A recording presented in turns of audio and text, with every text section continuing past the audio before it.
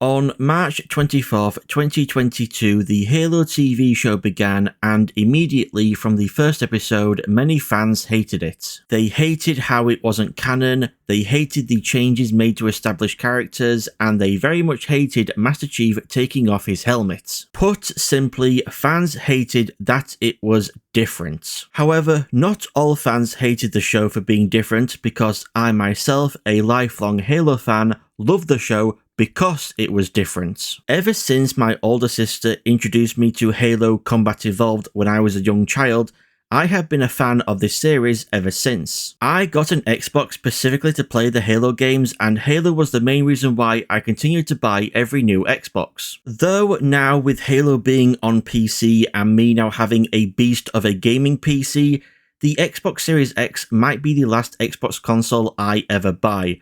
We'll just have to wait and see. Anyway, back to me being a fan of Halo, and when I say I am a fan of Halo, I mean I am a fan of Halo. I have played every main Halo game, I have read almost every book and comic, I even have a Master Chief controller holder. And because I am this much of a fan, I know so much about the lore of Halo, which is, I think, the main reason why I really liked the Halo TV show. It changed what I knew, and in doing so made it new, fresh, and interesting. Just before we carry on, if you haven't already, it'd be great if you gave this video a like, and if you would like to see more videos from me, then be sure to subscribe. Thank you so much. Now, I've heard many people's ideas for what the Halo TV show should have been, and most boil down to take the games, turn them into a TV show, which I'm not going to lie has worked well for The Last of Us TV show, which has been a pretty faithful adaptation of the games. But to me, doing that with Halo just sounds incredibly boring and unimaginative. The first Halo game came out in 2001, and Halo fans, which would be the TV show's biggest audience,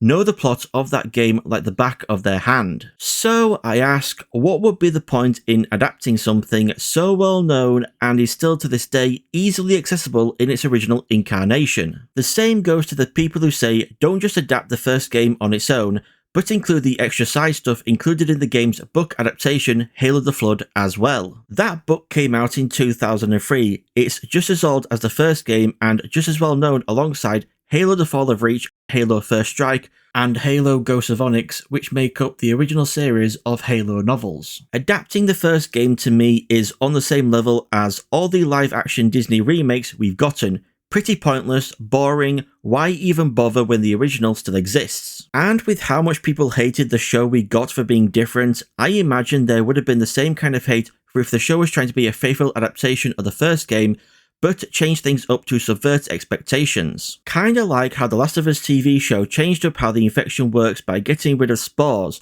which many fans just saw as the cast wanting to keep their faces uncovered. Though I wouldn't blame Pedro Pascal for wanting that, since he hadn't been able to show his face much on The Mandalorian. And I don't blame the Halo TV show for wanting Master Chief to show his face. A lot of fans' biggest criticism with the show was having the Master Chief take off his helmet and show his face at the end of episode 1. Some said that it should have been saved for the end of the season or for the end of the show, or just should never have been done at all. And they used The Mandalorian as an example of how Chief could have kept his helmet on while still being the main character. I, however, disagree. I am perfectly fine with this Master Chief taking off his helmet and showing his face. Ignoring the objective fact you get more emotion from an uncovered face compared to a gold visor, my main reason for being fine with this comes down to I care about Canon Chief never showing his face, whereas I couldn't care less about this non-canon Chief showing his face. Just because part of the mystique of Canon Chief is that you never see his face,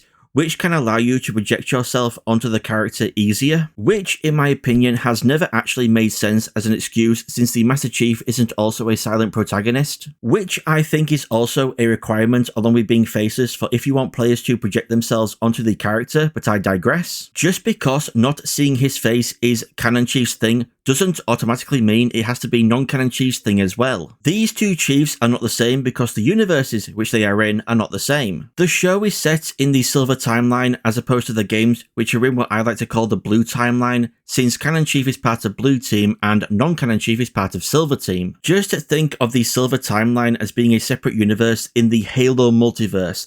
similar to the blue timeline, but with some differences. In that way, anything that happens in the silver timeline which you feel would make no sense in the blue timeline, it doesn't matter. All that matters is that it makes sense in its own timeline. Chief and Maki being the only ones able to activate Forerunner tech which wouldn't make sense in the blue timeline, doesn't matter. Maki willingly helping the Covenant with any Forerunner tech they find despite them being at war with her species wouldn't make sense in the blue timeline, doesn't matter. There being an arbiter called Vargatanai and not Thelvadami wouldn't make sense in the blue timeline, doesn't matter. Do all these things though make sense in the silver timeline? Absolutely, and to criticize them because they wouldn't make sense in the blue timeline isn't valid criticism. To criticize them just because it's different isn't valid criticism.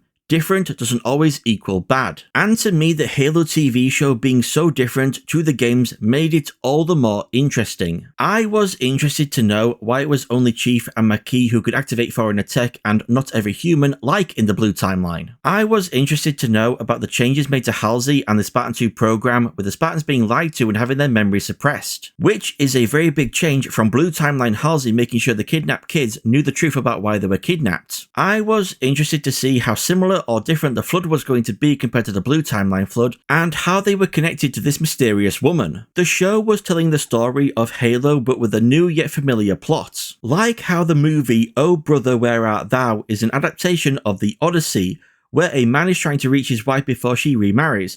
Both tell the same story, just with a different plot. The 2019 reboot of Call of Duty Modern Warfare did this as well, telling a new plot which included characters and story elements taken from the original. And even the movie The Shining, same story of the Torrances looking after the Overlook Hotel, just with the plot of the movie being somewhat different to the novel. No moving animal hedges, no exploding hotel. Dick Halloran dying in the movie was even a very effective subversion of expectations for those who have read the novel in which he survives. Just like Keyes dying on Reach in Season 2 of the Halo TV show was an effective subversion of expectations, since we know in Halo Combat Evolved he was absorbed by the Flood on Alpha Halo. And as for an example of an adaptation that I think would have been made much better if it did significantly change the plot, the 2010 remake of A Nightmare on Elm Street. Throughout the film, Nancy and Quentin initially believe Freddy Krueger was innocent and that he's killing all the Elm Street kids because they lied about him abusing them. Which reminds me of The Crucible and all the girls lying about people being witches. And I think would have been a cool twist and subversion that the A Nightmare on Elm Street remake could have done. Have Freddy Krueger be innocent of what he was accused of and murdered over by the mob of parents, only for him to then actually become the monster they thought he was when he returns to take revenge by killing his murderous kids in their sleep. Anyway, back to Halo. With the letdown that was Halo Infinite, which released December 2021, and no new Halo novel till August 2022,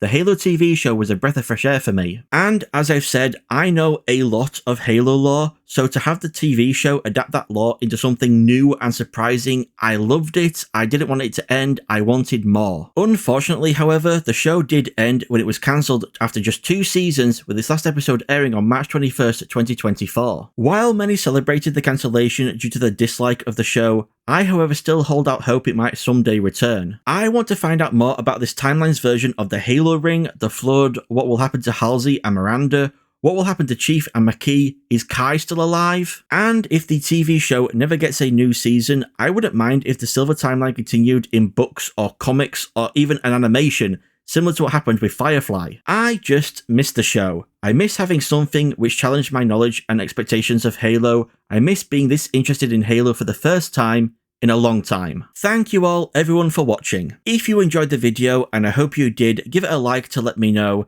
And if you want to see more, then make sure to subscribe. Thank you all so much again for watching. I've been Triple S, you've all been amazing, and I shall see you all in the next video.